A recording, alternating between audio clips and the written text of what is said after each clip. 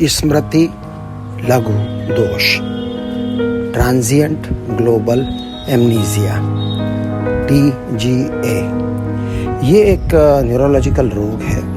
बहुत कॉमन तो नहीं है, कम ही होता है, लेकिन कई बार चिंता का कारण बन जाता है और डॉक्टर्स के लिए, न्यूरोलॉजिस्ट के लिए इसका निदान करना, डायग्नोसिस करना कभी कभी चुनौती बन जाता है।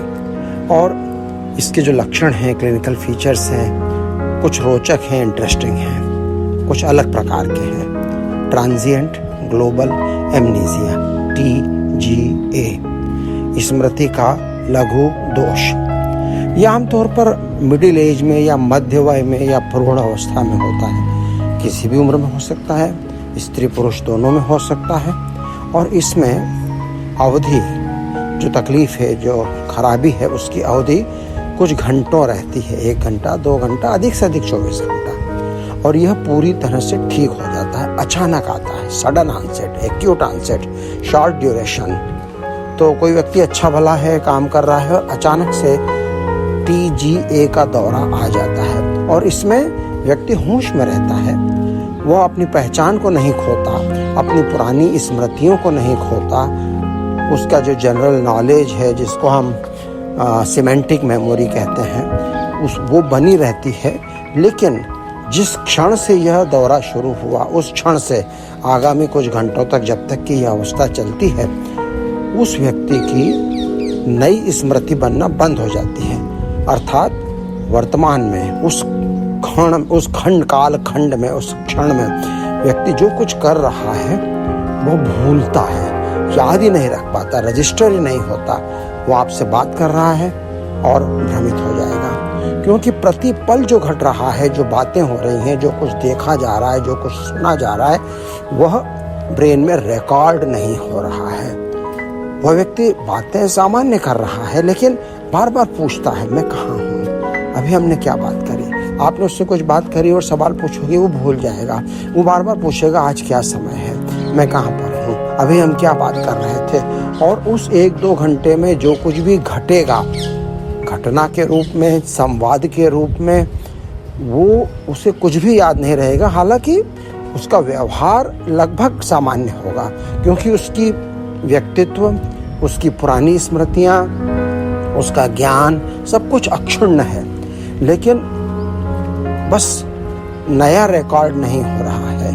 वह भूत तो उसका सही है, लेकिन वर्तमान का रिकॉर्ड नहीं हो रहा है। और इस स्थिति में 1-2 घंटे, 4-6 घंटे रहने के बाद व्यक्ति ठीक हो जाता है। यह अवस्था अपने आप निकल जाती है। और ये जो टाइम निकला 3-4 घंटे का, इस अवधि में क्या क्या हुआ, क्या क्या घटा, क्या क्या बोला, उस व्यक्ति को कुछ भी याद नहीं रहता। उसके साथ वाले उसे याद दिलाने की कोशिश करेंगे, अपन ने ये बात करी, अपन यहाँ गए, तुमने ये खाया, तुमने ये करा, उसे कुछ भी याद नहीं रहेगा। और फिर जब ये अवस्था निकल गई तो उसका नई स्मृतियों को रिकॉर्ड करने वाला सिस्टम फिर से सामान्य हो जाएगा। आमतौर पर इस तरह के अटैक बार बार नहीं आते, लेकिन करीब 10% लोगों में इस तरह के दौरे TGA के दोबारा आ सकते हैं और आने की आशंका शुरू के 2 वर्षों में अधिक रहती है।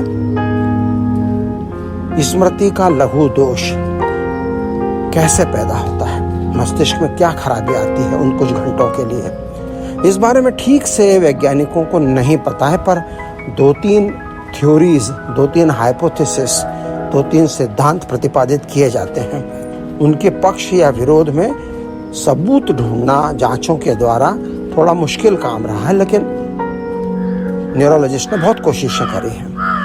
एक सिद्धांत है कि इस अवधि में मस्तिष्क के कुछ हिस्सों में रक्त प्रवाह में रुकावट आती है, कमी आ जाती है, इस्चीमिया बोलते हैं। और जैसे कि एक और बीमारी होती है जिसका नाम है TIA, ट्रांजिएंट इस्चेमिक अटैक, लकवे का लघु अटैक।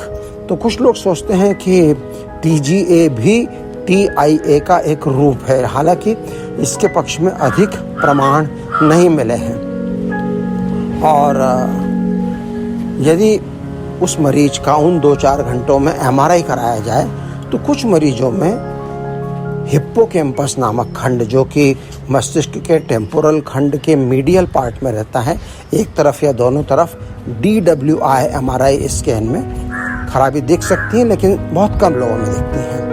तो एक सिद्धांत या एक परिकल्पना, हाइपोथेसिस जो सोची जाती है TGA के बारे में, वो है ट्रांजिएंट इस्चीमिया, रक्त प्रवाह में कुछ घंटों की कमी। दूसरा एक कारण गिना जाता है कि इनमें से कुछ केसेस एपिलेप्सी के हो सकते हैं। एपिलेप्सी का अर्थ होता है मस्तिष्क में सतत बनी रहने वाली विद्युतीय गतिविधि, जिसकी की अपनी एक लय होती है, अपनी चाल होती है, अपना वोल्टेज होता है, उसमें अचानक से विस्फोट होता है। बहुत ज़्यादा हाई वोल्टेज की, हाई रेट पे, अधिक आवृत्ति पर, अधिक फ्रीक्वेंसी पर विद्युतीय डिस्चार्ज, इलेक्ट्रिकल डिस्चार्ज ब्रेन के किसी एक हिस्से में या ब्रेन के अनेक हिस्सों में या पूरे ब्रेन में, पूरे मस्तिष्क में एबनॉर्मल इलेक्ट्रिकल एक्टिविटी, असामान्य विद्युतीय गतिविधि एपिलेप्सी में, मिर्गी में होती है। और जैसा कि मिर्गी के दौरों का स्वरूप रहता है, वह असामान्य किस्म की अति सक्रिय विद्युत गतिविधि कुछ मिनटों के लिए रहती है, घंटों के लिए नहीं। तो अगर ये एपिलेप्सी होता तो उसको 2-4 घंटे क्यों चलना चाहिए? मिर्गी का दौरा तो 2-4 मिनट का होता है। पर फिर भी ये एक और परिकल्पना या सिद्धांत है जो कि ट्रांजिएंट ग्लोबल एमनीसिया की व्याख्या करने के लिए रखा जाता है। एक तीसरी परिकल्पना है माइग्रेन। तो माइग्रेन एक खास तरह का सरदर्द होता है जो बहुत कॉमन है, हजारों लाखों लोगों को होता है, और जिसमें सरदर्द के अटैक लोगों को बार बार आते हैं। और इन अटैक्स में जांच करने पे ये पाया गया है कि जब माइग्रेन का दौरा शुरू होता है और उस समय बाय चांस किसी तरह से यदि हम ब्रेन का इलेक्ट्रिकल मैप निकालें विद्युतीय गतिविधि का, तो एक फिनोमेना होता है, उसको बोलते हैं कॉर्टिकल स्प्रेडिंग डिप्रेशन। अर्थात मस्तिष्क का जो कॉर्टेक्स है, जो भूरा पदार्थ है, उसकी विद्युतीय गतिविधि में कमी आती है और पहले वो ऑसिपिटल खंड अर्थात मस्तिष्क का जो पीछे वाला हिस्सा होता है वहाँ से शुरू होती है और धीरे धीरे कुछ मिनटों में आगे तक जाती है। तो इसको फैलने वाला शमन, डिप्रेशन, वो उदासी वाला डिप्रेशन नहीं, तो इलेक्ट्रिकल एक्टिविटी का कम होना, इसलिए उसको कॉर्टिकल डिप्रेशन बोला। और ये मस्तिष्क के पिछले भाग में ऑसिपिटल खंड के भूरे पदार्थ में, ग्रे मैटर में, कॉर्टेक्स में शुरू होता है और कुछ मिनटों तक या आधे घंटे तक, जब तक कि माइग्रेन का दौरा चलता है, 2-4 घंटे तक ये रहता है और फिर धीरे धीरे लौट आता है। तो ऐसा सोचते हैं कि ट्रांजिएंट ग्लोबल एमनीसिया TGA में भी मस्तिष्क के हिप्पोकैम्पल खंड में, टेम्पोरल लोब के मध्य भाग में कॉर्टिकल स्प्रेडिंग डिप्रेशन होता होगा।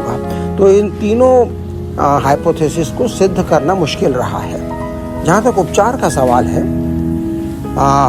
आमतौर पर इसमें कोई उपचार की आवश्यकता नहीं, क्योंकि 2-4 घंटे में ये स्वतः ठीक हो जाता है। उस अवधि में अगर आप कोई मेडिसिन दें तो कोई फ़र्क नहीं पड़ता, इसलिए कोई अनुशंसा या रिकमेंडेशन किसी इलाज की नहीं की जाती है। कुछ न्यूरोलॉजिस्ट एस्प्रिन की गोली दे देते हैं, क्योंकि एस्प्रिन खून में क्लॉट बनने की प्रवृत्ति को कम करता है, खून को पतला करता है। कुछ न्यूरोलॉजिस्ट माइग्रेन की औषधि दे देते हैं, ये सोच के कि ये माइग्रेन का जो स्प्रेडिंग डिप्रेशन है वो हिप्पोकैम्पस खंड के अंदर हो रहा है, लेकिन इनसे कोई खास फर्क नहीं पड़ता है। तो ट्रांजिएंट ग्लोबल एमनीसिया में जांचें क्या क्या कराते हैं? निदान भेद के लिए, डिफरेंशियल डायग्नोसिस के लिए। ऐसी कौन सी अवस्थाएं हैं जो ट्रांजिएंट ग्लोबल एमनीसिया, स्मृति लघु दोष से मिलती जुलती प्रतीत होती हैं? तो उसमें से एक तो वही हुआ TIA, ट्रांजिएंट इस्चेमिक अटैक। तो आप ब्रेन का MRI करेंगे, MR एंजियो करेंगे और ये डॉक्यूमेंट करेंगे, इस बात को पुख्ता करेंगे कि इस बंदे में कोई लकवे का अटैक उसके मस्तिष्क में तो नहीं है, जो कि आप MRI से पता लगाते हैं। दूसरी जांच आप जो कराएंगे वो है EEG, क्योंकि इलेक्ट्रोएंसेफेलोग्राम नामक जांच में, EEG में, हम मस्तिष्क की विद्युतीय गतिविधियों का रिकॉर्ड लेते हैं और यदि उस बंदे को एपिलेप्सी जैसी अवस्था है और उसके कारण TGA हो रहा है तो EEG में खराबी आ सकती है। इसके अलावा हम इन लोगों का साइकियाट्रिक असेसमेंट, मनोरोग अवस्था का आकलन भी कराते हैं, क्योंकि ये पाया गया है कि जिन लोगों को डिप्रेशन या मन की उदासी या अवसाद रहता है, उन लोगों में TGA का अटैक दोबारा आने की रिस्क थोड़ी सी ज़्यादा होती है।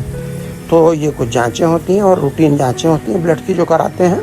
और एक और चीज़ देखी गई है कि ट्रांजिएंट ग्लोबल एमनीजिया का दोबारा अटैक आने की आशंका कुछ परसेंटेज, बहुत ज़्यादा नहीं, कुछ परसेंटेज यौन गतिविधि, सेक्सुअल इंटरकोर्स, संभोग के दौरान हो सकती है। तो यदि किसी व्यक्ति को एक बार TGA संभोग के दौरान हुआ है तो अगली बार भी कभी हर संभोग के समय नहीं, लेकिन कभी न कभी किसी और समय सेक्सुअल इंटरकोर्स के दौरान TGA हो सकता है। और ऐसी स्थिति में यदि उस व्यक्ति को और उसके पार्टनर को पता हो कि अगर ऐसी स्थिति आए तो घबराना नहीं है, क्योंकि ये 2-4 घंटे में अपने आप ठीक हो जाता है। लेकिन निस्संदेह अपने डॉक्टर के पास जाकर रिपोर्ट करना चाहिए। और अगर उस डॉक्टर को लगता है कि कहीं कोई अन्य बीमारी तो नहीं है, कोई निदान भेद, कोई डिफरेंशियल डायग्नोसिस का आकलन करने से अभी तक हम चूक तो नहीं गए हैं और कोई जांचें कराना बाकी तो नहीं है, तो आपका न्यूरोलॉजिस्ट वैसी जांचें दोबारा करा सकता है। तो ये हुआ ट्रांजिएंट ग्लोबल एमनीजिया के बारे में।